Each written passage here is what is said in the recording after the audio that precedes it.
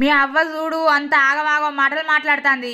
ఇంట్లో లేని మా అవ్వ మీద నిందెందుకు పెడతానవే? జాతరలకు పోయిన మా అవ్వ వచ్చి నిన్ను అవమానించిపోయిందానే?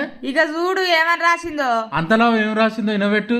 విష్ణుమూర్తి కోట నుంచి మా పెద్దవ బిడ్డలు, అట్లనే సీతాపతి గుండం నుంచి మా చిన్నవ బిడ్డలు, శనేశ్వర వాహన నాడు నుండి మా తమ్ముని పెళ్ళం, అట్లనే వెల్తూరిచ్చేపేట నుండి మా అన్న భార్య, శివసతిపురం నుండి మా మేనమామ బిడ్డలు, ఓటంలేని నగరం నుంచి మా అక్క, మేమందరం కలిసి జాగ్రత్త చెలానికి పోతన్నాం. తిరిగి వచ్చేటప్పుడు ఆడవారి అలంకరణ వాకల మా చుట్టాలను కలిసి వస్తాం. మీరు జాగ్రత్త. ఈ లెటర్లో తప్పే ఉన్నదే, మంచిగా రాసే. ఆగు, ఇంకా లాస్ట్కు ఉన్నది ఏం ఎగరపడతావు? చదువు ఆయనతో చదువు ఏంటిదో ఇంటా. ఓ నా ప్రియమైన కోడల, పైసల కోసం నా కొడుకు జేబులు ఎట్లాగూ ఎంకులాడతావని నాకు తెలుసు. ఈ ఉత్తరం చదివిన వెంటనే నా కొడుకుకు ఇవ్వగలవు.